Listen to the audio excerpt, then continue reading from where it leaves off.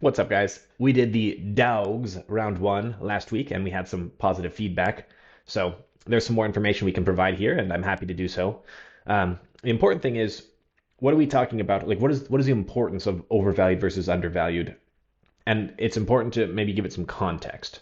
So, 2022, if you felt like going risk off, you were in the bond market, you got crushed as interest rates came up, and then the inflation trade was on, and it was a mess. So into 2022, you go into 2023, everyone is calling for a recession, everyone on Wall Street. So you think, okay, I don't want to be in the market now. If you haven't been in the market the past 2 years, you're missing 20, 25, 30% upside in back to back years. Speaks for itself, right? You want to get it right. Okay, it's important to be in the right place at the right time. So let's look here at valuations to say there are parts of the market that are above historical norms. We're looking at enterprise value to sales, to EBITDA, price to book, free cash flow yield, their price to earnings growth ratio, and then looking at some Z scores compared to their 30-year averages. So let's not bore you with the data. Let's just say, even though some areas like information technology or consumer discretionary are quite high up there, structurally elevated valuations, you might argue, there are others like energy, financials, to a lesser extent in utilities, materials looking pretty good, that they're well above their median Z score or their historical averages. So what does this mean? Well, it means you might be able to identify positions that are undervalued. Simple as that. Now let's dive in and find some more here. In a market where tech and hyper growth and these hyper scaling companies are bursting onto the scenes and putting up zillion percent gains, some of the feedback we got last week is that the picks were just not all that salacious. Well, first of all, they're not stock picks, okay? I'm identifying the dogs. It's not up to me if you buy or sell them. Um, but hey, be careful what you wish for, because if you want to identify some hyperscale potential plays that are real dogs that have not caught up with the rest of the market, I got one for you. Nvidia up 186% year to date. The chips ETF SMH up about 40%. S&P up 25. Large cap China up 24%. I've got the Vanguard real estate play here up 12%. The bond market up 1.7% for the year, not including dividends, by the way. Now you want a dog, AMD down more than 6% year to date, while Nvidia is up 186.7%. You want to talk about a dog. AMD stands for always making depression. AMD stands for automatic money disappearance. um, okay, just to be clear, it does stand for Advanced Micro Devices. I like the CEO. I think the stock has a chance, but my goodness. So starting with the Schwab equity rating, 97. Okay, one is good. As a reminder, 97 is about as close to 100, which is about as bad a rating as you can possibly get. However, a fair value estimate here for $160 from Morningstar. What do they say? They've got their bullish case about the PC CPU market. Intel has been challenged. TSM, so the Taiwan semi manufacturing, maybe they're challenged. Maybe it's geopolitics. There is an interesting dynamic here where they had Nvidia. It's not, some of these are not like very recent. They could be a week or a month old. So when it says last close at 135, that's not the case. But anyway, it's important when they have competitors overvalued. So Nvidia at 135, it's even higher than that now. They have a fair value assignment of 105. Whereas AMD fair value is above where it last closed. So I like when I see that. I don't like when an entire sector is overvalued or undervalued. This means that there is potential for like mean reversion where one comes down and one goes back up. So it's interesting. But what did the bears say? So recent share gains. Intel remains the top industry leader in that segment. AMD will need to improve its software capabilities to make a dent in NVIDIA's AI dominance. Clearly, they're not making a dent so far. The gaming chip business is beholden to the design cycles. Okay, so there's a cyclical element as well. Let's get a projection from CFRA, 12-month price target of 180. All right.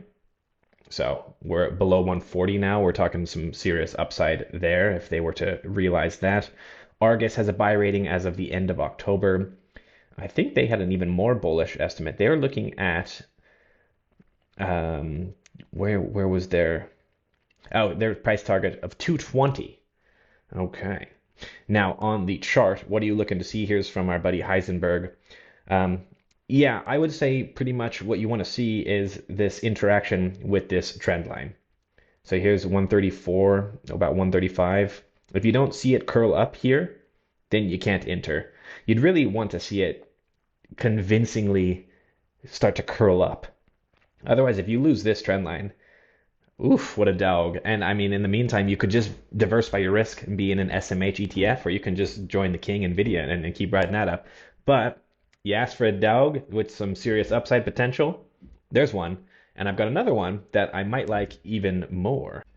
I have to be really careful talking about Google because I always end up in YouTube jail for one reason or another. I swear I'm not trying to be controversial. I feel like I'm a pretty measured guy. And if anything, I would come to Google and YouTube's defense. I think what the Department of Justice is doing is absolutely asinine. Um, but as an investor, I'll take the discount. But let me stay on topic because if I start talking about that, then I'm going to end up in YouTube jail again. But let's just say what the DOJ is doing seems to be giving Google a discount. We're looking at GOOGL. There's also GOOG. I tend to be in Google with an L. It doesn't make much of a difference. But anyway, we want to look at valuation metrics. So you can look at the mean or an average, and you can look at where it is currently. 23.7 as an average price to earnings ratio. We're at 19.5. Price to sales, 5.6 is where we're at. So this one is relatively in line. Its enterprise value to its earnings before interest, tax, depreciation, amortization, blah, blah, EBITDA, below by about 10-15%. Price to free cash flow. Okay, interesting there. Price to operating cash flow. Okay, interesting there. So, I mean, some are over, some are under, but point being, let's look at PE specifically. This is generally what people are going to be looking at as a basis for overvalued or undervalued. It's a serious divergence there. And if you're close, like 5.6 versus 5.4, or like 18 versus 20, it's not out of this world to be that far apart. You could certainly say it's fairly valued. And hey, if you're buying a great stock that's fairly valued, that's the next best thing to being undervalued, as long as it's not overvalued. Now let's keep jumping in here. Google obviously is in a well capitalized position, equity rating to outperform, percentile at 19. Okay, so B to outperform according to Schwab there. The Morningstar fair value estimate at 220. All right, so that is some serious upside that they are forecasting. They're comparing Google to the likes of Amazon, Apple, and Microsoft. Whereas, where do they have? So they've got Apple overvalued. They've got Amazon just about at fair value, around 200. They've got Microsoft undervalued.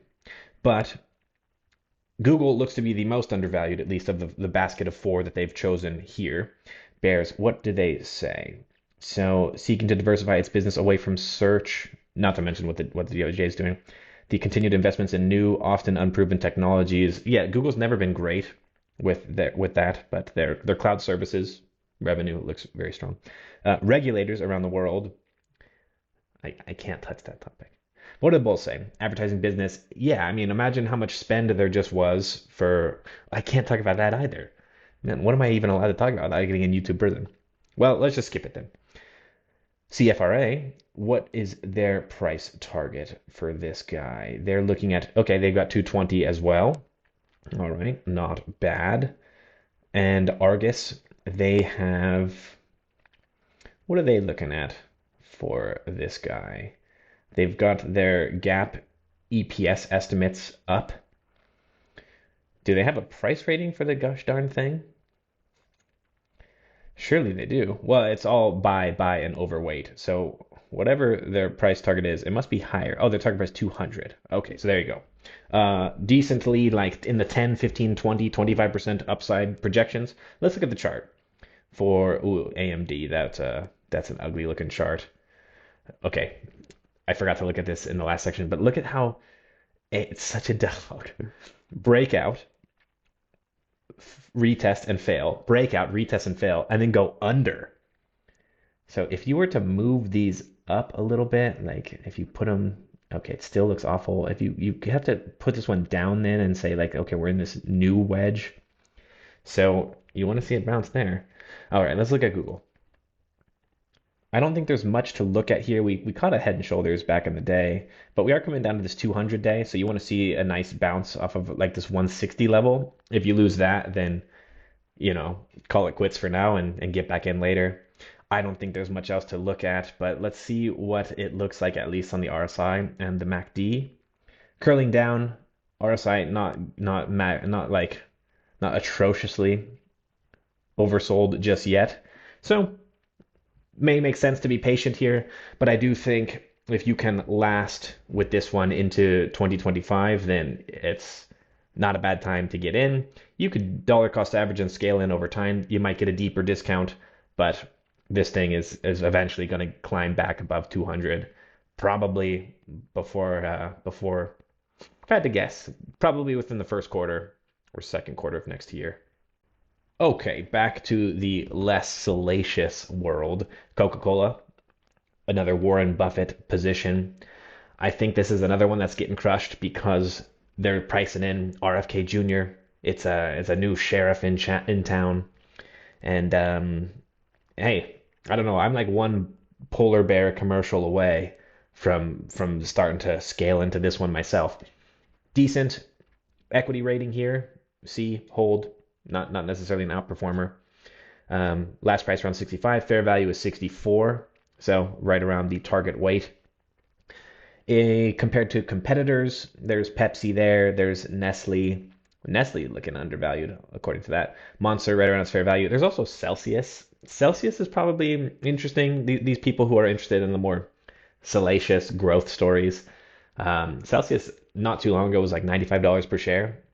It looks to be bottoming around like 25, 26. I think it's 29 as of this recording.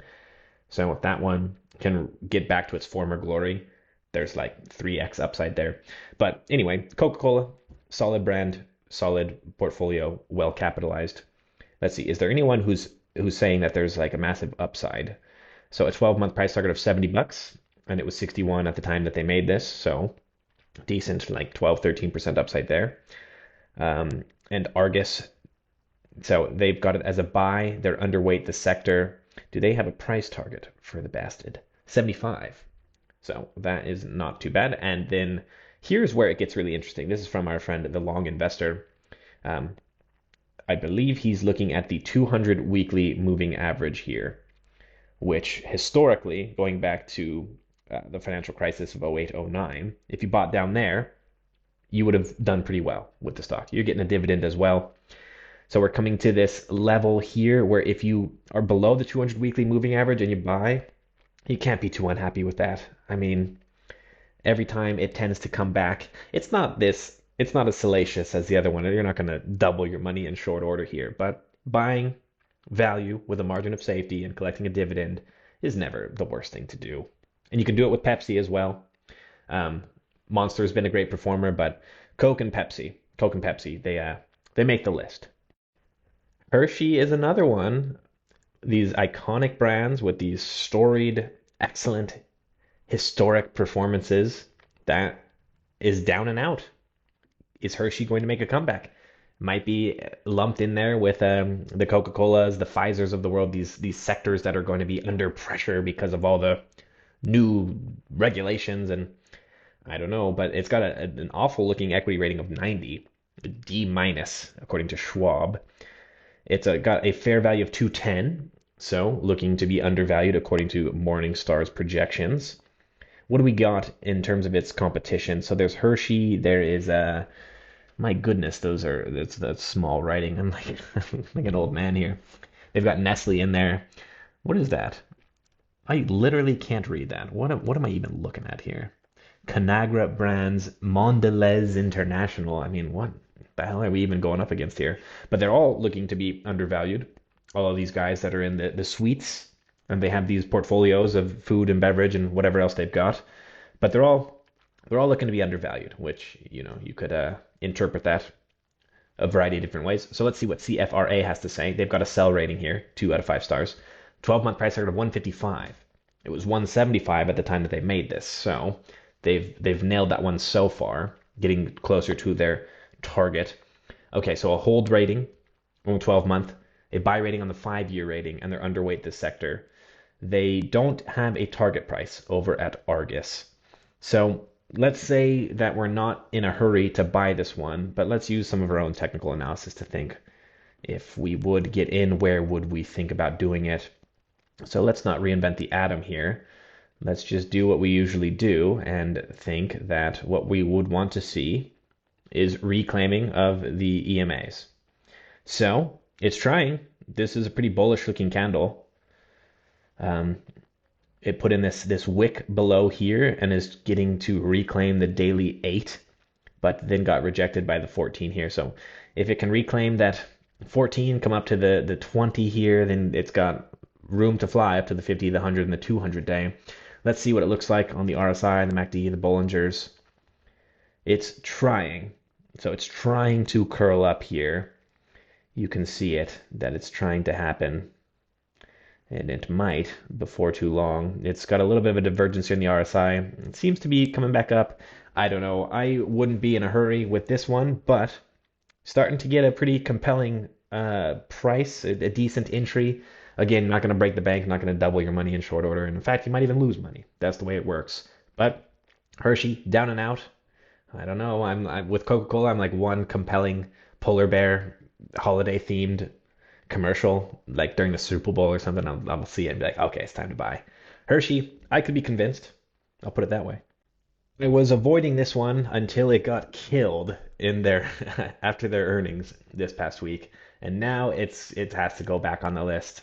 Target, one of these companies in this retail sector, which is a confusing sector because you see places like Walmart that are crushing it, Home Depot doing phenomenally well, but then there's like CVS and Walgreens getting absolutely destroyed. Dollar Tree, which is getting to an interesting price point, but Target. I always think about this one like if it were a consulting assignment and my firm were hired to figure out like what is the consumer behavior? What can we tap into with Target? Because Home Depot's dialed in, Walmart's dialed in, obviously Amazon is making things challenging, you could say, but Target, come on, like what is going on with Target? So okay, first starting here, it's a Schwab equity rating of 32, not the worst. Certainly have seen worst on these lists. Fair value estimate of 140, which when this was priced around 149, would have made it overvalued, but they fell from about 150 to 120 after earnings like getting absolutely blitzed. So starting to be undervalued now, but we'll see when Morningstar prices in the most recent update if they still think that. There's the bullish argument, there's the bearish argument. Let's look. I was curious, where do they have? Yeah, so this is where it gets interesting. Walmart at 82, a fair value of 56, so Walmart overvalued. Dollar General, a fair value of 130, closed at 81. Dollar Tree, fair value of 108, last closed at 66. So Walmart, and I'd be curious where they have Home Depot price because Home Depot is great stock doing well. I mean, Costco, whew, don't even get me started on the performance of that one. So I don't know. This is like, if anyone's at Target who's watching this for some reason, like, hit me up. I'd love to figure out how we could restore Target to its former glory. All right, what do we got from CFRA? A price target of 160, and from 125, that is some serious upside. That starts to be compelling. And from Argus, so 12-month rating of a buy, 5-year rating of a buy. Sector is underweight, so that's good from a positioning perspective. By the way, if they're underweight, short's got to cover. Fund managers got to get back to target weight. Pullbacks start to get met by bull demand. And a target price of 200. If we're at 125 and we're getting to 200, we're talking about like growth stock level of performance. That's like serious, like 50, 60, 70% gains if we can reclaim the 200 level. So if we were to get in, where would we think about doing that? Man, this chart is going to look crazy, by the way, because how it just got killed. Oh my goodness. Look at that for a chart. That was like not even on the chart when we pulled it up because of that level of gap. So what can you do with this? Well, nothing really in the short term. I mean, like maybe you could put something at this 120 level and just say like, okay, give me an alert at this 120 level. Let me see if we fall below it, then forget about it. But if we start to hold this level, man, that is awful. So we always say this with the dogs. You don't need to be in a hurry to get into a dog.